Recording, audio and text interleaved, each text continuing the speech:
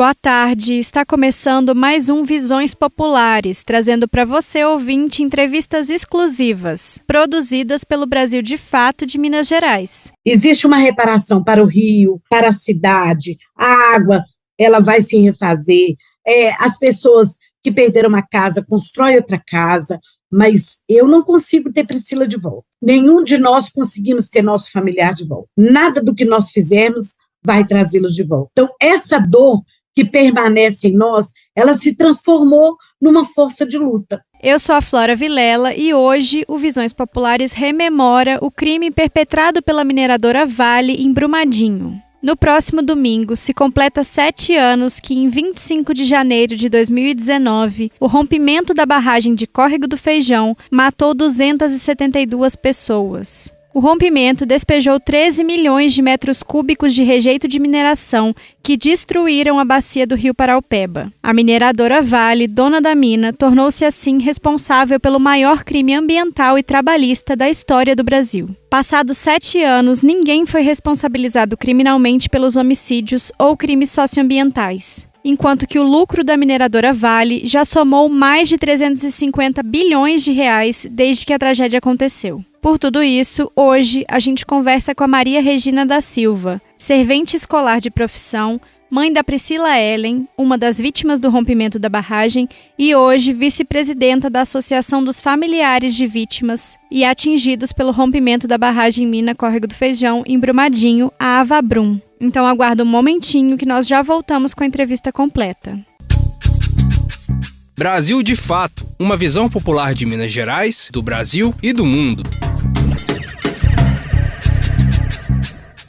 Bom, então, no próximo domingo, dia 25 de janeiro, se completa 7 anos do rompimento da barragem da Vale na mina Córrego do Feijão, em Brumadinho. Esse desastre-crime, ele resultou na morte de 272 pessoas, na destruição de várias comunidades de meios de vida e num impacto ambiental que é incalculável. Passados esses 7 anos, ninguém foi responsabilizado legalmente pelos homicídios e nem pelo dano socioambiental. E aí eu queria começar te perguntando, em que pé que estão esses processos de responsabilização criminal e por que as instituições brasileiras ainda não foram capazes de fazer justiça sobre esse caso. Boa tarde a todos. 7 anos, como você falou, 7 anos, 272 pessoas mortas, um crime que foi comprovado pela investigação da polícia que investigou e comprovou pessoas culpadas, e a gente não entende por que ainda não teve, assim, no nosso coração, a gente não entende. A gente entende os trâmites da justiça, a gente entende que a nossa briga é com uma empresa de um poderio financeiro muito grande e que tenta a todo custo manipular esse processo criminal. Hoje, o processo ele caminhou um pouco com muita dificuldade. Nós temos agora, no próximo 23 de fevereiro, o começo das audiências de escuta das testemunhas, Esse processo ele vai durar mais de um ano, ele começa agora em 23 de fevereiro e vai até maio do próximo ano. A gente realmente é muito difícil para a gente que perdeu um familiar entender essa morosidade da justiça, porque houve um crime, foi comprovado que houve um crime, então o que falta? Por que isso não caminha? A gente sabe também, e a gente escutou isso muito, que a Vale manipula em todos os lugares. Então, quando a gente chega em algum lugar, a Vale já está sentada lá há muito tempo. Então, a gente sabe que isso é um processo muito político. A gente tem o Fábio, que é ex-presidente da empresa, que foi agora, conseguiu um habeas corpus, E nós, com o Ministério Público, estamos lutando em Brasília para que ele volte para o processo, porque não é justo. Ele era a pessoa que dirigia a empresa. Então, é impossível que ele não soubesse. E fora que as investigações mostraram que ele sabia. E ele conseguiu, através dos desembargadores aqui em Minas, um habeas corpus, e o Ministério Público, juntamente com a Associação dos Familiares, está lutando em Brasília para que ele volte para esse processo. E nós temos esperança que ele volte. Agora, entender essa justiça injusta que nós temos, porque eu garanto para você uma coisa, se fosse eu, se fosse um filho meu, se fosse qualquer uma pessoa de menor poder aquisitivo que tivesse cometido, a gente vê isso todos os dias, E nós vemos essa injustiça contra os grandes derramamentos de sangue que existe no Brasil, uma justiça que não se faz. a gente não entende. Olha a Boate Kiss, olha o crime que aconteceu com os meninos do Flamengo, colocaram as crianças lá no container para morrer e a justiça não caminha. Então a gente vê todo o poder financeiro comandando esses crimes horrorosos que acontecem no Brasil, né? Mas a gente tem fé que vai se fazer justiça. Bom, então, desde o rompimento, fala-se muito sobre a importância dos projetos de memória quanto aos crimes da mineração predatória, né? E, de forma geral, o Brasil tem debatido muito a importância do resgate da memória no seu processo cultural. A gente, principalmente no que tem a ver com os crimes da ditadura militar, a gente tem visto filmes sobre o tema que estão conquistando repercussão importante, né? Mas quanto ao rompimento de Brumadinho, recentemente foi inaugurado um centro de referência ligado ao Memorial de Brumadinho. E aí o intuito é organizar, preservar a produção acadêmica, cultural e histórica que surgiu depois do crime, né? Queria que você contasse pra gente qual que é a importância da manutenção da memória sobre os crimes da mineração em Minas Gerais e o que ainda falta para estruturar esse processo e para que ele seja formativo para a população de modo geral, né? Olha, a gente vê uma diferença muito grande quando a gente está nos lugares e que a gente conta a história do que aconteceu. Apesar de toda a repercussão que teve, muita gente fica assustado quando a gente conta o que aconteceu conosco, né? Porque nós somos as legítimas vítimas que ficaram. Então, quando a gente conta a história, as pessoas se assustam, porque elas ficam assim, perplexas, porque elas não faziam ideia de que é dessa forma como nós contamos. Então, se fazer essa memória é importantíssimo, todos os dias, se fazer essa memória, falar sobre o que aconteceu, cada um de nós contar essa história. Quando o memorial foi feito, quando ele foi pensado justamente por isso. Na verdade, ele foi pensado por um outro motivo. As pessoas que estavam sendo identificadas, as famílias assinavam um termo de que, se encontrassem novos segmentos, elas não queriam ser comunicadas. E aí foi se acumulando esses segmentos corpóreos no IML. Quando um membro da Avabrum procurou saber o que seria feito, nós tivemos a informação de que aqueles segmentos corpóreos que estavam dentro de um caminhão frigorífico no IML seriam enterrados em vala comum. E aí nós ficamos indignados. Então, o primeiro pensamento de se construir o memorial foi esse: resguardar os restos corpóreos daqueles trabalhadores, daqueles turistas, daquelas pessoas da comunidade que foram mortas de forma tão violenta e tão injusta como foi o crime da Vale aqui. Então, se preservar e se fazer essa memória todos os dias é tão importante quanto se fazer justiça, porque ninguém pode esquecer o que aconteceu em Brumadinho. Nós temos barragens em risco de rompimento. Hoje, eu estou aqui, a mãe da Priscila, falando sobre isso, mas nós não queremos que daqui a algum tempo outras pessoas estejam aqui falando sobre o mesmo crime. E a gente percebe uma negligência muito grande e a gente percebe um esforço para flexibilizar as leis, para que a mineração avance a todo vapor. É o lucro sendo colocado acima de todas as coisas, assim como a empresa fez. Eles querem avançar na mineração, você vê que é na Serra do Poal, é na Serra da Piedade, todo lugar eles querem furar para minerar. Então, assim, não se importa a cultura, não se importa os povos que estão morando ali, a comunidade. Então, essa memória do que aconteceu conosco, ela tem que ser insistente todos os dias, para que, quando se for flexibilizar a lei, pense-se nessas pessoas que morreram. Quando for flexibilizar a lei, quando for fazer o avanço da mineração, pense na comunidade que está em volta, nas pessoas que estão no entorno. A família de São Paulo que morreu na pousada, eles não faziam ideia que eles estavam próximos de uma barragem com risco de rompimento. A minha filha, quando entrou naquele ônibus aquele dia, o intuito dela era voltar para casa. Ela deixou as coisas dela para fazer, a geladeira dela desligada para lavar. Então, assim, ela foi morta por uma negligência. A memória, ela tem que ser efetiva por isso. Todas as pessoas têm que lembrar o tempo todo das 20 pessoas que morreram em Mariana, mais as 272 que morreram em Brumadinho, para que não aconteça novamente. Tá certo, bom. Em novembro do ano passado, o projeto Brumadinho, que é um projeto composto por vários pesquisadores da Universidade Federal de Minas Gerais, apresentou, numa audiência de contextualização do Tribunal de Justiça de Minas Gerais, os resultados de um amplo processo de pesquisa. E aí eles constataram que, além das mudanças no uso do solo, nos impactos socioeconômicos, houveram grandes impactos na saúde física e mental das pessoas que sobreviveram, mas que foram atingidas, né? Seja diretamente ou por conta dos impactos no sistema de saúde dos municípios ou na própria condição socioeconômica dessas populações depois do rompimento. E aí o estudo destaca ainda que, como não teve um estudo específico, por exemplo, um inquérito de saúde, não dá para afirmar nem para negar a hipótese de contaminação individual das pessoas atingidas. E aí isso tudo é muito, vamos dizer, muito científico, vem de um relatório, né? Mas eu queria entender de você, que você nos contasse assim, na prática, no cotidiano das pessoas atingidas, o que significam esses impactos na saúde física e mental e como que é a percepção disso no seu dia a dia? Olha, a pesquisa, ela é feita por pessoas que vêm de outros lugares, né, que fazem essa pesquisa e que, a partir do momento que estão ouvindo outras pessoas que estão no território. É verdade essa questão do impacto à saúde,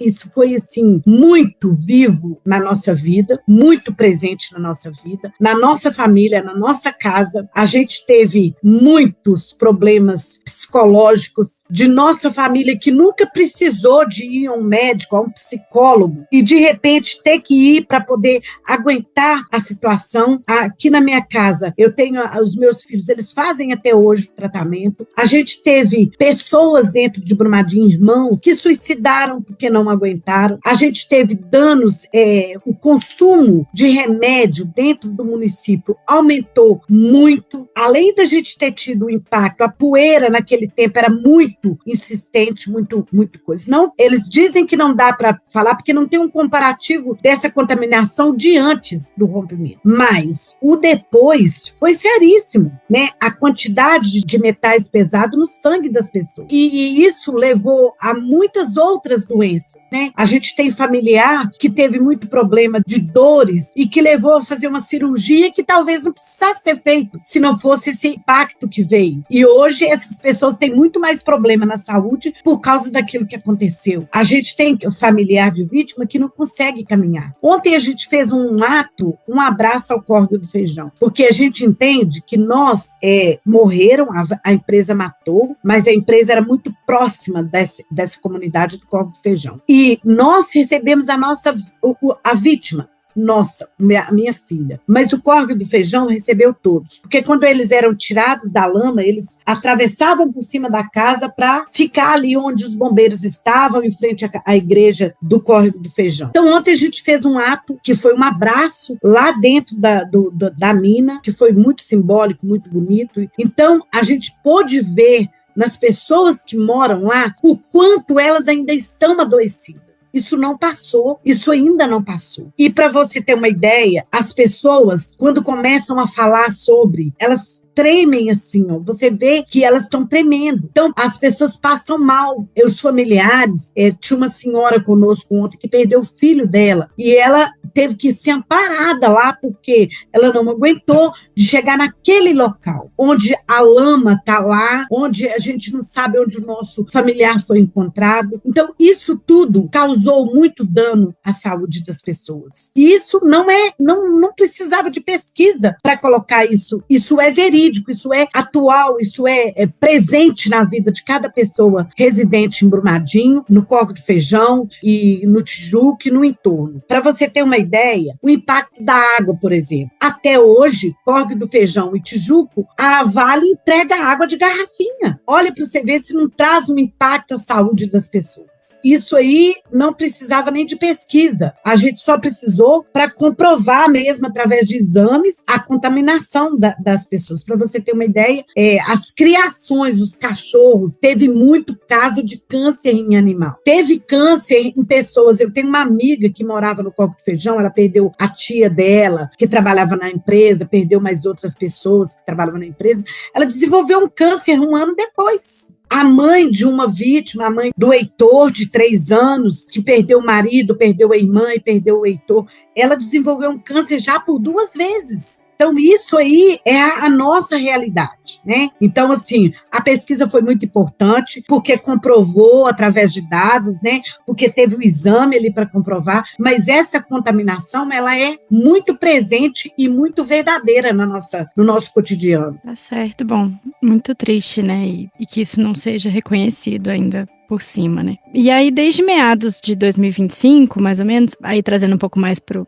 pro agora, né, a mineradora Itaminas arrendou da Vale o direito de explorar a mina de Jangada, que é muito próxima de onde aconteceu o rompimento. Desde então, os moradores ali do entorno, que normalmente captam a água da nascente que está próxima à cava, têm relatado medo de que a retomada dessa atividade minerária reduza o lençol freático ou então que contamine o abastecimento dessas casas, né? E aí queria que você trouxesse para a gente como que a comunidade de Brumadinho tem recebido a retomada das atividades minerárias nessa região do rompimento e como que a Avabrum tem avaliado a atuação da Itaminas lá no território. A gente briga muito pela não repetição, é uma bandeira da Avabrum. A gente não quer que novos rompimentos, que novas mortes aconteçam. Mas a Avabrum, ela não tem como tentar barrar uma mineração. A gente atua, a gente vai no Ministério Público, a gente briga, a gente conversa, mas agir assim diretamente para que isso não aconteça,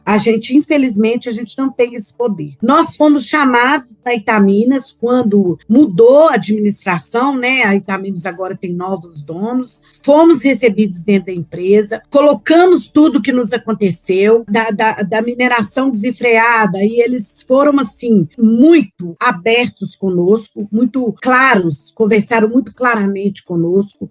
A gente sabe que a mineração, seja onde for, não existe mineração sustentável, não existe, as revistas falam, pessoas pregam isso, mas isso aí é uma mentira muito grande. A partir do momento que você cava um buraco para tirar o mineral lá, não tem sustentação mais, não tem essa coisa de sustentabilidade mais. Então, quando nós conversamos, eles já tinham descomissionado a barragem que eles tinham aqui. Para você ter uma ideia, eu moro muito próximo aqui da Itaminas. Eu hoje moro no Sarzedo, então eu estou muito próximo aqui da Itaminas.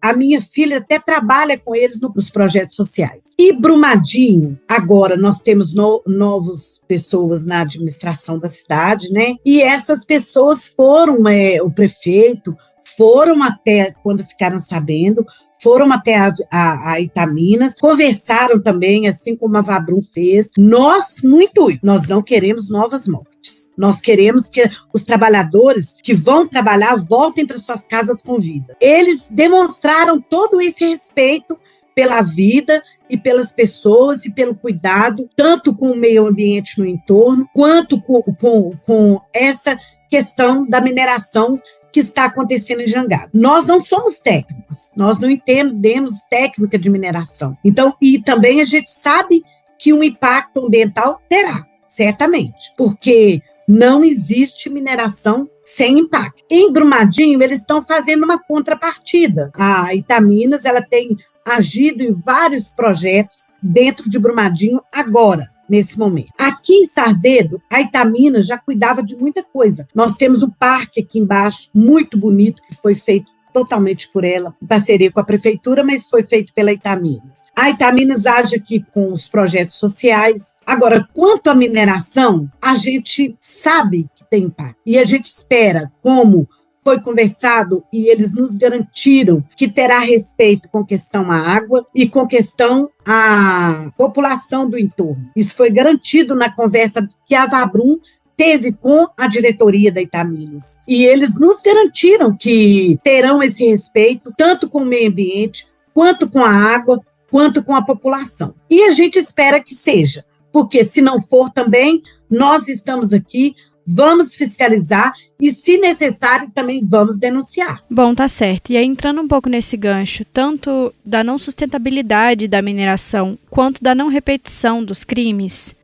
durante a COP30 que aconteceu no ano passado, o governador de Minas, o Romeu Zema, afirmou para a imprensa que os rompimentos de barragem de rejeito são parte do passado. Isso porque, segundo ele, aqui vou abrir aspas, a cada dia que passa nós temos um estado mais seguro, já que todas essas barragens estão sendo descomissionadas, fecha aspas. Só que os dados da Agência Nacional de Mineração, de setembro do ano passado, revelam que tem 91 estruturas no país que estão classificadas em algum nível de alerta de emergência, ou seja, elas exigem monitoramento constante e planos de evacuação emergencial para as populações que estão próximas. E aí, dessas 91, 31 barragens estão no estado de Minas Gerais. Com isso, eu queria que você contasse como que você analisa a postura do governador Zema, tanto na época do rompimento, quanto de lá para cá e com esse tipo de fala, né? E de que forma que você avalia hoje o cenário mineiro nessa perspectiva da não repetição das tragédias crime que vitimaram Mariana e Brumadinho? Olha, ele fala umas coisas assim, meio que a gente não entende muito. Porque se tem barragens em nível de risco de rompimento, nós não estamos seguros. Nós não estamos seguros aonde nós moramos, nós não estamos seguros para passar por uma BR, para passar por uma avenida. Então, assim, a gente entende que esse caminhar da descomissionamento das barragens, ele está caminhando muito lentamente,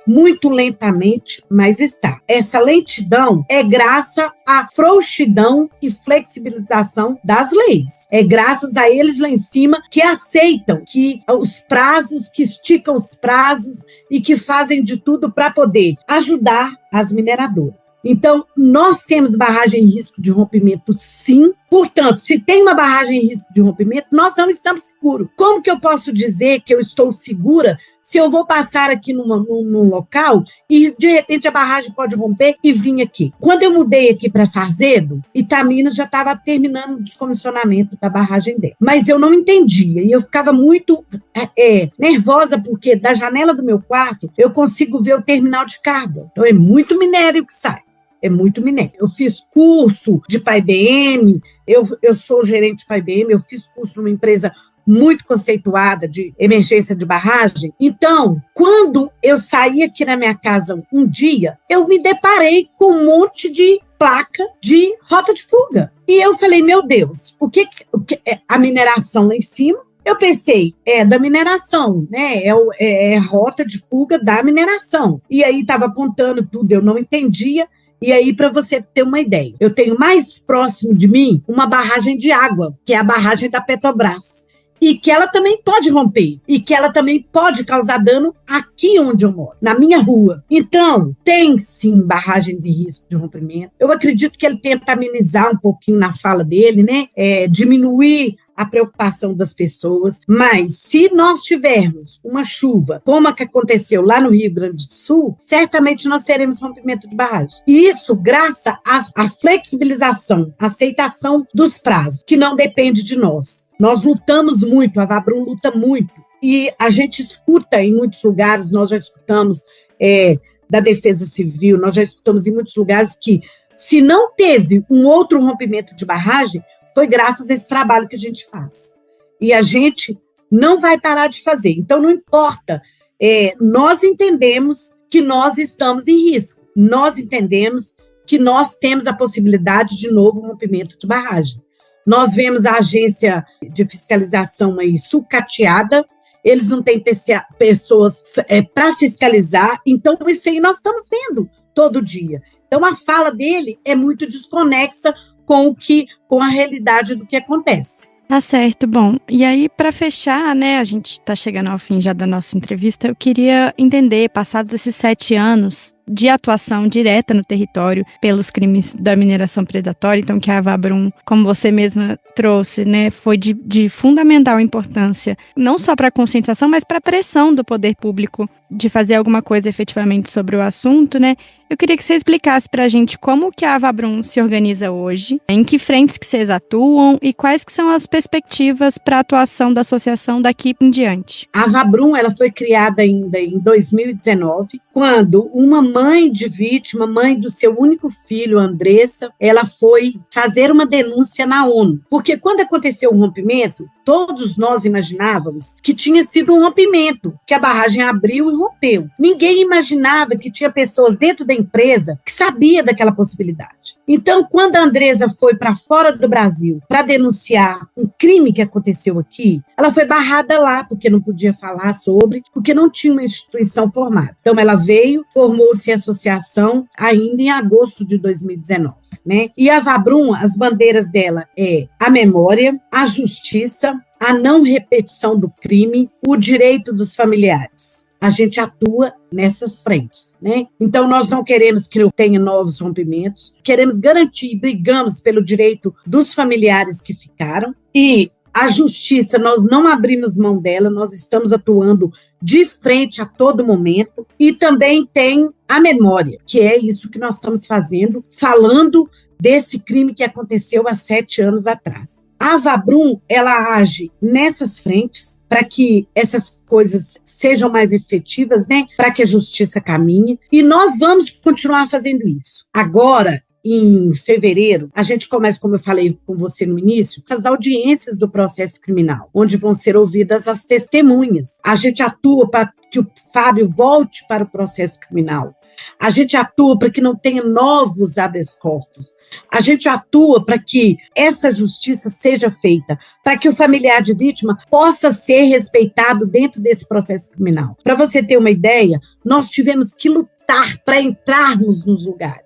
Os desembargadores, eles não recebiam as vítimas. Os ministros não recebiam as vítimas. A gente teve que lutar muito para a gente ser recebido. A gente ia para as reuniões, chegando lá, eles deixavam apenas os advogados entrarem. Então, foi poder de muita briga dessa associação, que é formada por 11 pessoas. Nós temos na associação mães, irmãs, esposas e filhas de familiar de vítima. E todas nós unidos por um intuito só: fazer com que respeitem o que aconteceu conosco. Porque o que nós perdemos não tem reparação. Esse é o motivo de que nós fazemos um ato todo dia 25 de cada mês. Esse é o motivo que nós lutamos e estamos à frente dessa luta. Para quem perdeu um familiar, não existe reparação. Existe uma reparação para o rio, para a cidade, a água, ela vai se refazer.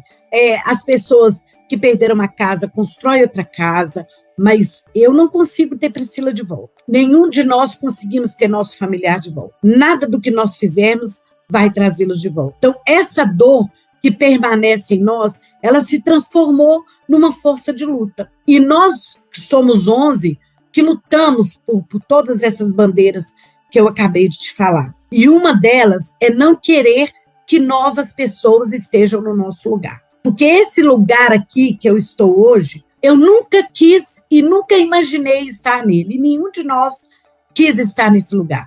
Nós fomos colocadas nesse lugar por uma empresa que cometeu um crime dentro da nossa cidade, matando os nossos familiares. É por isso que nós estamos nesse lugar hoje. E esse ano, com 7 anos, chegando aqui agora na próxima semana, nós fazemos 7 anos desse crime. Nós fazemos muitas atividades. Eu te contei uma atividade que teve ontem, lá no Córrego do Feijão. Nós fizemos um pedal que foi maravilhoso, os meninos andando de bicicleta em homenagem aos que morreram. Nós fizemos uma caminhada em homenagem a eles e vamos seguir. Temos seminários, temos um concerto, temos uma carreata e no domingo, dia 25, temos o ato em si, em memória das 272 joias. Então, a atuação da Avabrum é principalmente para que não se esqueça, para que ninguém esqueça que em Brumadinho, assim como Mariana, foi cometido um crime por uma empresa de um poderio financeiro muito grande e que matou os seus trabalhadores, matou pessoas da comunidade e matou o turista.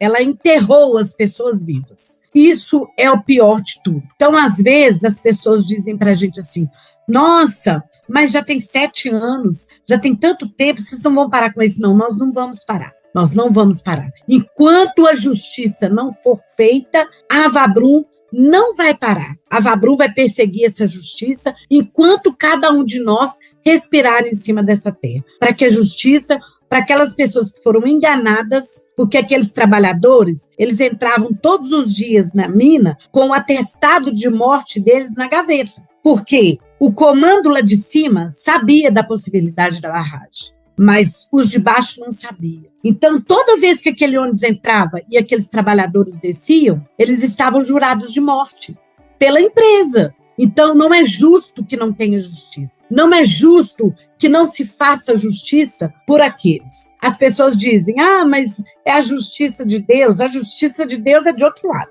A justiça de Deus, ela é feita. No dia do rompimento, eles encontraram uma Bíblia aberta e nessa Bíblia estava grifado um texto, Eclesiastes 4:3. Então, a gente entende que isso foi um recado de Deus para a gente. Quando eu fiquei sabendo, eu entendi claramente o recado que Deus deu para nós. Então, está escrito assim: por isso, cheguei a esta conclusão: aqueles que morreram são mais felizes do que os que continuam vivos, porém, mais felizes do que todos aqueles que ainda não nasceram e que ainda não viram as injustiças que há nesse mundo.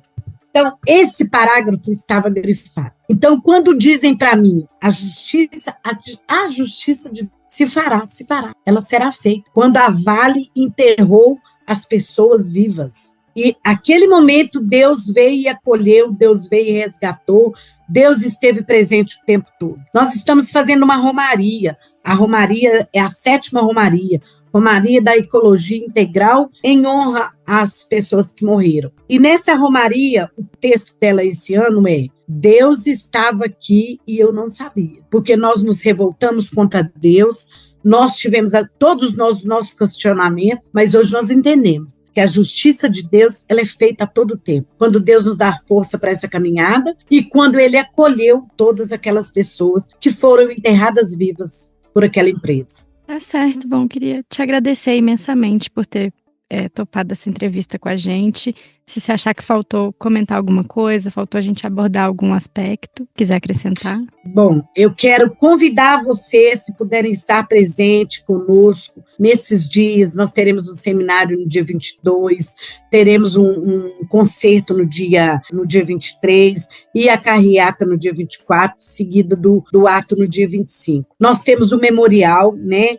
Eu queria muito te convidar, se você ainda não esteve lá, para você ir, para você conhecer. É um lugar, assim, a história, o motivo pelo qual ele está lá é muito triste, mas é uma arquitetura, é um lugar muito sereno, é um lugar de tranquilidade, é um lugar muito bacana de se visitar. Então, assim, queria te convidar seu público, que nos ajude aí, principalmente depois do dia 23 de fevereiro, na questão do processo criminal.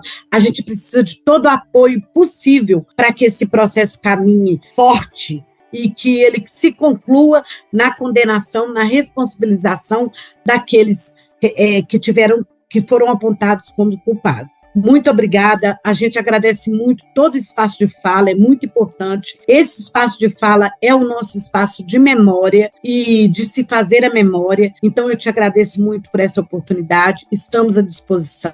Se vocês puderem vir, nos procurem, que a gente também está lá à disposição. Por hoje, o Visões Populares fica por aqui. Eu queria agradecer imensamente a participação da Maria Regina e na próxima semana tem mais entrevistas exclusivas e reflexões que transformam. Sempre às quartas-feiras no canal do Visões Populares no Spotify, na Rádio Autêntica Favela FM, no site ou no canal do Brasil de Fato MG no YouTube. Se você está ouvindo a gente pelo Spotify ou pelo YouTube, comenta por aqui o que você achou desse episódio. Não se esqueça de compartilhar esse episódio com os amigos, com a família e de dar 5 estrelas para o podcast. Se você está ouvindo a gente pela rádio, perdeu alguma parte do episódio, quer ouvir de novo ou compartilhar com os amigos, é só buscar Visões Populares lá no Spotify ou no YouTube. Acompanhe o Brasil de Fato MG nas redes sociais para não perder nenhuma novidade e até lá! Se encerra aqui o Visões Populares, análises e reflexões sobre os temas que impactam o nosso dia a dia.